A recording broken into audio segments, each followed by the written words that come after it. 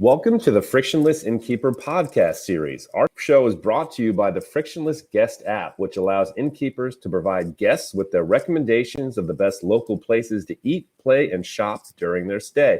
The Frictionless Guest app is accessible through all mobile and desktop devices, and you can learn more about it by visiting frictionlessguest.com. Once again, that's frictionlessguest.com.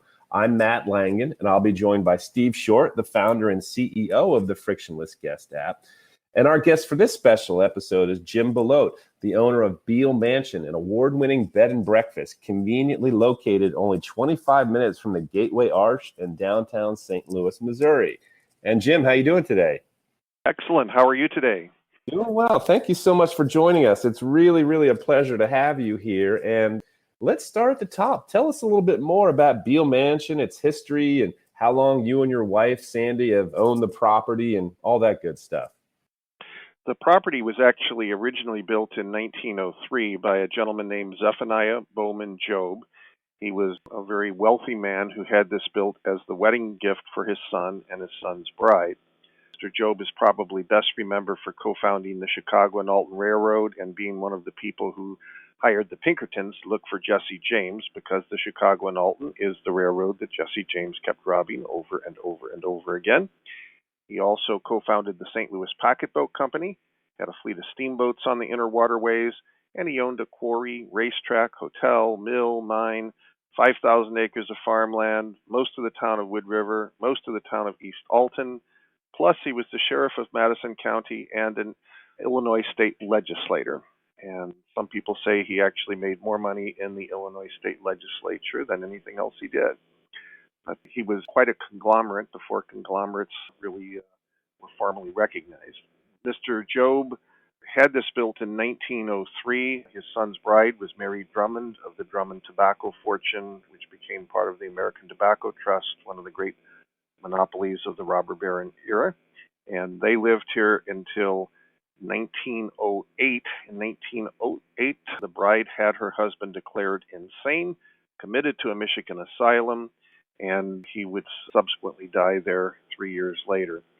In 1909, she sold the property to the Honorable Edmund Beall, four-time mayor, senator, good friends with Teddy Roosevelt, offered a cabinet position in Teddy Roosevelt's administration, and also co-founder of Beall Brothers Manufacturing, which became the largest manufacturers of mining tools, railroad implements, and heavy equipment in the Midwest.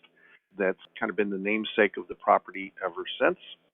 My wife and I purchased the property in 1906, or became indentured servants for anybody who's restored an old historic property, and opened in 1998 as the Beall Mansion, an elegant bed and breakfast inn.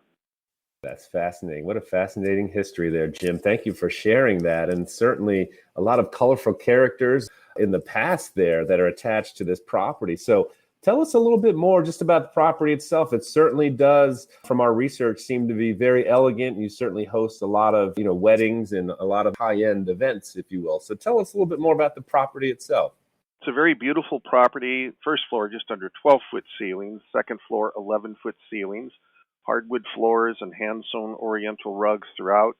Fine artwork, including hand-carved marble, statuary, bronze statuary, beautiful paintings, hand-sewn oriental rugs. It's a property for people who appreciate beautiful things, and it really is a trip back in time to a more elegant, a slower paced, a more romantic time, at least for those who had, as the owners of this property did. All of the guest rooms are very beautifully appointed in period antiques and reproductions. All have a private bathroom with Italian marble floor, either whirlpool for two and shower, or clawfoot tub and shower. All of the rooms have HD TV, including the premium movie and music channels, DVD, high-speed wireless internet is complimentary throughout. So while the property is very authentically restored, we're on a number of museum registers, in fact. At the same time, we do have all of the modern amenities that you would expect in a first-class property. That's outstanding. And this tailors perfectly, because the way you set it up with the history of the property and the property itself, I'm hearing a lot of messages come across, like very elegant, And I think because of what you are offering here and the product that you're offering, the property itself, you have won a number of awards, definitely an award-winning B&B. And one of the most recent ones was Hotels Combined recently recognized you all as a top property based on their analysis of more than 1 million hotels worldwide. That's incredible. Tell us a little bit more about that award. It is quite an honor, and we certainly appreciate the recognition. Hotels Combined is actually the world's largest site that really goes through all the different major players as far as online travel agency, online travel sites are concerned, and they show the various rates through the different suppliers, so you can shop one place if you're going through an online travel agent, or better yet, you can actually book direct on our website. But nonetheless, if you go through a third-party site, it's a very valuable site indeed. And they did this based upon their guest satisfaction information that they accumulated throughout the web, be it through reviews, be it through social media. And the Beall Mansion, we're proud to say, scored 10 out of a possible 10, which puts us in the top 3% of all lodging in the world.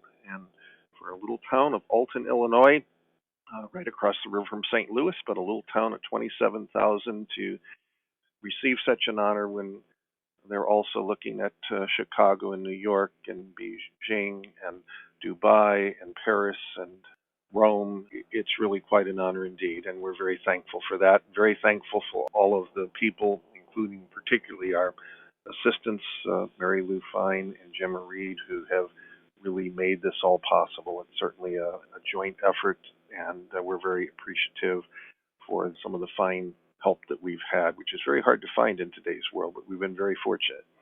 Outstanding. That's great stuff there, Jim. So one of the themes we're seeing here from this award is that you certainly rank very high when it comes to customer satisfaction, pretty much on a worldwide scale based on this award.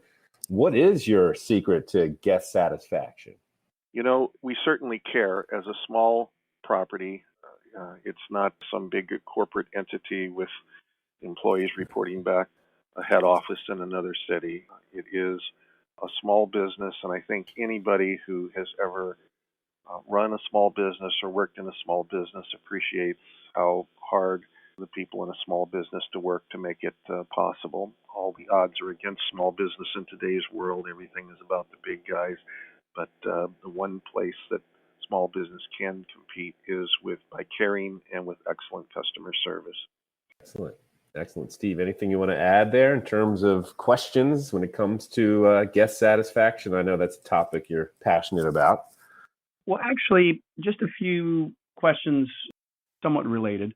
One's just a details question. How many rooms do you have that you offer at the B&B? We are limited to 5 by Illinois state law. Illinois, when they enacted the Illinois Bed and Breakfast Act many years ago, defined a bed and breakfast by law as a lodging facility of 5 rooms or less. We cannot operate as a hotel because we are in a residential area. B&Bs are allowed in residential areas under certain conditions, and all of which we have met. So we must operate as a B&B or not operate as all. So it's a pretty tight cap. It's tough for innkeepers to be able to spread the cost over so few rooms, but it's really great for the guests because there's no crowds, there's none of the noise issues or the partying issues or the kids running up and down the hallways and doors slamming and elevators clanking and all the other issues that can be inherent even with the best of the larger properties. Right. Yeah, I noticed on your site that as part of the B&B Act that you're talking about, the Illinois B&B Act or whatever, that you're also limited to 2 people per room, and that includes infants and small children. Is that right? That is correct. So, you know, the nature of the Beall Mansion, because of all the precious and valuable things throughout the property, it tends to be more of an adult-oriented property by nature, and most parents wouldn't want their children running around and maybe destroying something that's irreplaceable and extremely, extremely valuable. So it by nature tends to be a more adult place anyway, but The state of Illinois has pretty much the lid on children. I suppose it could be a single parent and a child in a room, but no families in a room by law. Yeah, interesting. And also on your site, it mentions that you're an executive of an unrelated family business in St. Louis. So I don't know if you want to or wish to talk about that and your background, but I'm wondering too whether it was the bed and breakfast approach here. I mean, obviously it's income producing thing. What was the drive? Was it, you just really wanted to do it? You wanted to restore an old place? You wanted to have a B&B? Maybe all of those things? Maybe you can talk about kind of your approach in your life as a B&B owner, operator, as well as a business person. Life does take you down many interesting paths, and it certainly is a journey. I've always run some type of business throughout my professional career, but my wife and I were actually approached by my father, who was having some physical issues as the aging process occurred, and he expressed concerns over his ability to continue to live on his own. We unfortunately lived in a 1969 home that you couldn't get a wheelchair through a single door. It was not conducive to taking care of somebody with physical disabilities. And so we decided the smartest thing would be just to buy a new house that was more conducive to being able to take care of our aging parents. Well, we looked at new construction and were unfortunately disappointed, upset, and appalled by some of the prices of some of the really inferior workmanship of some of the new construction that's out there. And we really didn't know what to do. We were beside ourselves. Happened to go on a historic homes tour of an area in South St. Louis, and about the second home, my wife and I turned to each other and said, let's buy an old house and fix it up. Started looking at old homes, but the big, beautiful mansions are not just larger, but certainly the craftsmanship, the hand fluting on all the door and window frames, and the extraordinary chandeliers, and the tall ceilings, and all the wonderful things that the mansions have that the typical home did not have, were certainly very attractive. My wife was doing dishes one Sunday, and I was writing checks, and she said, if we bought one of those big homes, what would we do with all the extra space? And I said, I don't know. And she said, why don't we do a bed and breakfast? And I said, okay. And I love conversations like that, where there's no arguing, where there's no disagreements, where everything is nice and smooth and condensed into about a 5-second conversation. And that's what got us on the path. Wow. And so are you involved, or do you work with a separate business, or are you just dedicated to the mansion? The mansion is by far the main thing. The amount of time spent with the other business is minimal at this point. In fact, there came a time where a decision had to be made because both businesses really needed my attention, and so a decision had to be made. So minimal with the other business now. The Beall Mansion is certainly the focus, and it is a wonderful business because of all of our wonderful guests. We deal with people who appreciate beautiful things, and of all the different businesses you can be involved with, I don't think you can have a better clientele than the bed and breakfast industry. It just it attracts a different crowd than the general public. And talking about the guest experience, I think you're right on as far as the caring part and the small business approach, and that's just something that you don't. It's unusual to get with a large chain type hotel or whatever. Is there anything that you focus on in terms of I don't know, anything that might be kind of your calling card, or something you do that's, that you feel like maybe most other B&Bs don't do? Or is it just kind of the overall approach to details and just being available a lot or as needed, to your guests? Kind of a combination of a number of things, like most things in life are. Certainly, detail is important, and of course, we strive for perfection. Perfection is elusive because there is no such thing as absolute perfection in our world, though it's always our goal. My wife is a absolute perfectionist. I tend to be more of an overview type of person where she is concerned about the minutest details. In fact, in 2014, we were awarded a uh, Lincoln Gold Medal at the Illinois Governor's Conference on Excellence in Travel and Tourism.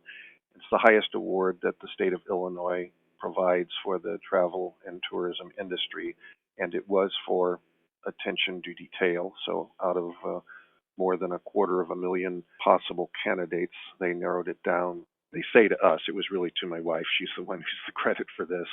I don't think they could have made a better choice because she drives people crazy with her attention to detail, but it does make for an award-winning bed and breakfast. Certainly, the other thing that we do is we love to offer our guests options. For example, we have a variety of different packages with different choices and groups of amenities. The breakfast, some people, well, when we opened, we only offered a freshly prepared hot gourmet breakfast featuring the chef's creation of the day. We quickly learned that about 2/3 of Americans don't eat a full breakfast each day. Only about a third do, so we're kind of shooting ourselves in the foot. So we began offering the option of either the gourmet breakfast that we were famous for, or at a nice discount package with a self-serve continental breakfast, where guests could come down at their leisure in a 3-hour time span between 7 and 10 and help themselves to continental breakfast items. We have packages that are for expectant couples, baby moon package. We have romantic getaway packages. We have golf packages. We have in-room spa and massage services, and golf and spa packages, and the list goes on and on. So we certainly can customize the stay around the needs and the wants of the individual guest. We want everybody to have a perfect stay when they're at the Beall Mansion, or again, at least as close to perfection as we can humanly get. Excellent. Interesting. That's never thought about the continental versus the full gourmet breakfast. And my wife and I have been to a lot of B&Bs, not so much with relatively younger kids, but yeah, that's an interesting point, and makes sense. It's probably a lot easier for you, and it also gives guests what they're looking for. And that's what it comes down to in the end, is providing each guest what they want and not making them pay for something that really isn't their forte. And then even with the gourmet breakfast, we offer the gourmet breakfast served in the formal dining room, or for a small additional fee. We're becoming one of the fewer and fewer lodging facilities that offers room service, the breakfast in bed specifically. And most people never get a real breakfast in bed. Yeah, the kids may bring a bowl of Cheerios and some milk for Mother's Day or Father's Day, but most people don't get a real breakfast in bed. But with our breakfast in bed, we schedule an appropriate time, call the room as we're plating so they have a few minutes heads up, bring it up, fluff their pillows, set the trays over their laps, and when they're finished, they can call us to come get the trays, or if they just want to slip back between the sheets and take a nap, which so many Americans are so sleep deprived and just need to recharge their batteries today. It's a wonderfully decadent thing to do. Not to have to get up, not to have to get dressed, not to have to put on makeup, not to have to shave, not to have to come deal with other people if you're kind of brain dead and needing that battery recharge. So again, it's all about the guest and the experience they're looking for. Absolutely. Excellent. Okay. Matt, would you like to Sure. Yeah. Just a couple more questions get us here. back on track? Sure. No, a couple more questions to round it out. So, what do you find, Jim, that are your overall joys and challenges of being a B&B owner? The joys are really dealing with the guest. We have guests from all over the world stay with us, and I'm a great believer that we need to learn new things each day, because when we stop learning, we start dying. So the alternative isn't very good.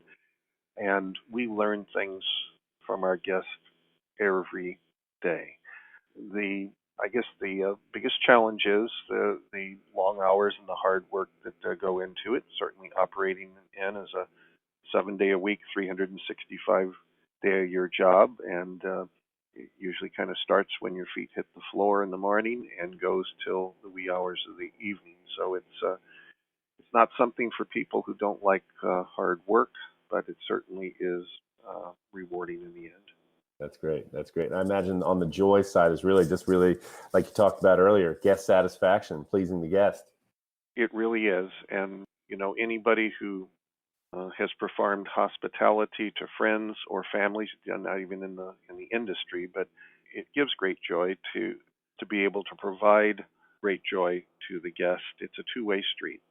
That's outstanding. Now, let's talk real quick here before we wrap it up about the tourism landscape in your region. And do you find that the Beall Mansion serves as a hub, if you will, recommending local attractions and partnerships and relationships that you have with other somewhat related hospitality providers, be it restaurants or other attractions? Absolutely. The first thing to do is to get the guest here. Now, we have guests who come for a variety of reasons, but a lot of them are to specifically experience and enjoy the mansion itself. And once they're here, obviously they need things to do and places to eat. And certainly the greater Alton area is replete with attractions and activities and restaurants and nightlife. And if there's something you can't find here in Alton, well, St. Louis is just across the river, a hop, skip, and a jump away. So you can have the ambience of the small town, the peace, the quiet, the relaxation, the tranquility. But if you need something you can only find in the big city, it's certainly at your fingertips too. That's great. That's great. Steve, before we wrap this up with our usual closing anything else to add question, just wanted to see if you had anything else that you'd like to ask of Jim today. I feel like we're just scratching the surface, Matt. You're in a hurry, huh? I know with Steve, Jim. Steve could keep this going for a long time. So fire away, my friend. No, keep it going. Well, actually, and I guess these are kind of my own selfish questions. My wife and I live in an historic home in Maryland. It used to be a farm, and it's always nice to talk to other crazy people that are crazy enough to own an right. older property and maintain it, and who appreciate the value of it both historically and aesthetically. Absolutely, and it's almost a cult, I think, to a degree. But and I understood as soon as I saw the indentured servant thing on the website. But ours was about a 9-month restoration because the house had been lived in, the original family that we purchased from, but it was in really rough shape, so we couldn't live in the house while it was being restored. And I think you said you purchased your place in '96 and then opened in '98. Is that right? That is correct. We opened on a limited basis in '98 because it takes a lot to restore an older home, especially a larger older home, and especially if you do it historically correctly, which being that perfectionist by nature, we certainly wanted to do. But contractors started working on the property in December of '96, and they've been working full-time contractor time, and I put that contractor time in there because sometimes they don't show up when they're supposed to, but full-time contractor time ever since. So we're in our 22nd year of full-time restoration of the mansion. The hope is that this year the last 2 major projects can be finished. There's then hundreds of smaller projects, and unfortunately some of the things done 20 years ago, it's time to redo because it's been 20 years ago now. But we hope the first round can be finished up before this year is out. That's our goal. Yeah, that's neat. So what kind of shape was the mansion in when you purchased it? And what was the more recent history over, 10, 20 years kind of leading up to that? Was it relatively well kept, or had it been slowly kind of decaying, or what?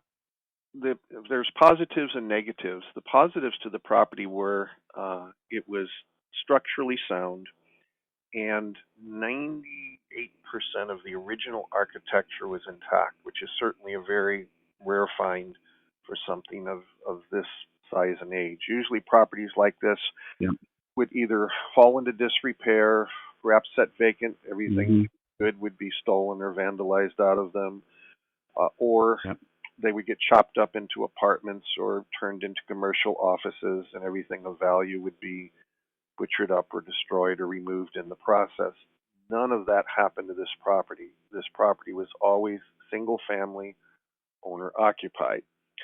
Now, with that said, the negatives were there had not been any serious maintenance done for the prior 40 years, and 40 years is a really long time in the lifetime of any structure.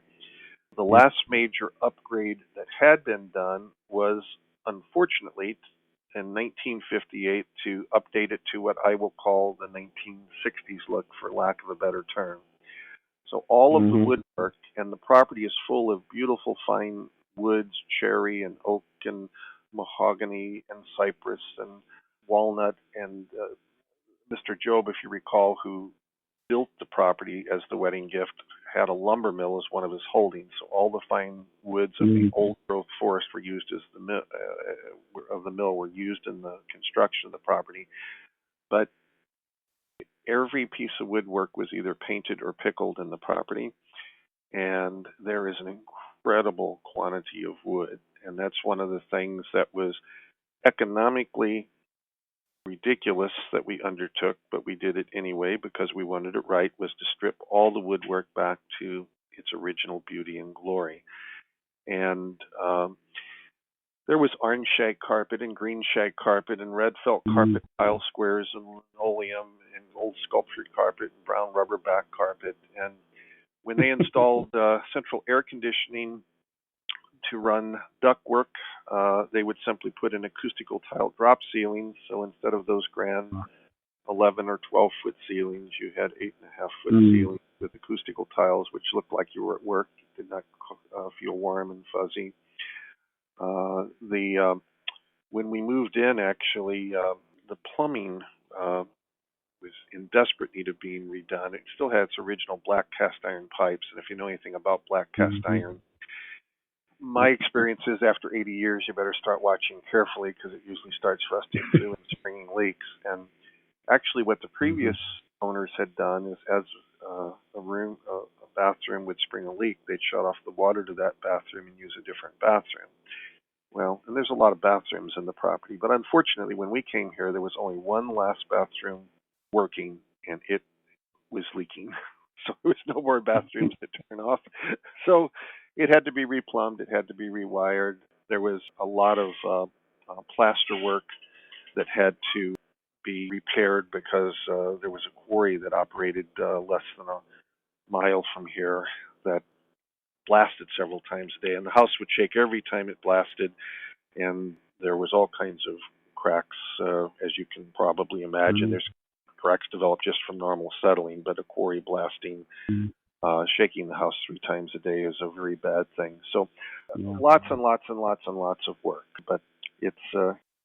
Well, sometimes, because we've been in our place for about 18 years now, and prior to that, we were in a smaller, older house, probably turn of the century, about your era, farmhouse. And I did all the restoration work on that. And we had the shag carpets and all that stuff. And of course, the good thing about that is that it really protected the floors. Most of the floors underneath were heart pine, and we're in pretty decent shape because of the as you call it, the 60s upgrade, quote unquote. And our place, I think my brother calls it, he's a architectural historian, and he calls it forced austerity or something along those lines, where when the family, whoever owns the place, doesn't really have the money to mess it up, as remodel it, as my wife and I call it, then it's great because you keep the architectural details intact in a lot of cases. And we were fortunate with our place now that was the case. There was never central heat, much less air conditioning in the place. So we were able to make the decisions for high velocity forced air and that kind of thing, and not feel like you're tearing something out that's the investment's already been made, even though it might have been a bad decision. So yeah, we were fortunate along those lines. I mean, drop ceilings that amazes me. But I think part of the mentality is it's expensive to heat a huge house, and hey, if you put a drop ceiling in, it might look ugly, but you've just taken away a foot or two of space that you have to heat. Might have been practical, absolutely. I guess. So I can understand it. It sounds like an incredible place, and looking at the pictures, looks like it as well. So have you done all? It sounds like you've done all the furnishing. It's not like there was furniture from the prior owners, in the family kind of stuff or whatever. It sounds like you've done all of that on your own. Is that right? The furnishings and all the artwork and all that. There was a limited amount of furnishings that survived down to the time we bought it, which we kept, of course. But then we certainly have had to do a lot of filling in, and we wanted it to be as it was in the turn of the century. So again, filling a mansion full of antiques and reproductions is not an inexpensive thing either. Mm-hmm. How long do you see yourselves doing this? It's an interesting question. Unfortunately, we seem to be getting older every year, so I know that our time is limited, but we are going to make the most of it while it is, and hopefully one day we'll be able to find a suitable buyer that will continue the legacy. We put our a lot of hard work into it. We would certainly like to see it continue on. Mm-hmm. Yeah, it sounds great. It really does. All right, Matt, I guess I've gotten most of my questions. All right, Steve, that's great. Excellent. Jim, before we wrap up this podcast interview, anything you'd like to add today? Anything we may have missed? I would just like all of our guests to take a look at our website and a prospective guest, beallmansion.com. Lots of information, videos, photos, book online, pricing, et cetera, et cetera. Or if they have any questions, please just give us a call at 618-474-9100. Perfect. What a great way to end this interview. And for all of our listeners, you just heard an exclusive Frictionless Guest App podcast interview with Jim Belote, the owner of Beall Mansion, which is an award-winning bed and breakfast conveniently located only 25 minutes from the Gateway Arch in downtown St. Louis, Missouri. And we hope you really enjoyed this episode of the Frictionless Innkeeper podcast, brought to you by the Frictionless Guest App. If you wish to learn more, please visit frictionlessguest.com. Once again, that's frictionlessguest.com.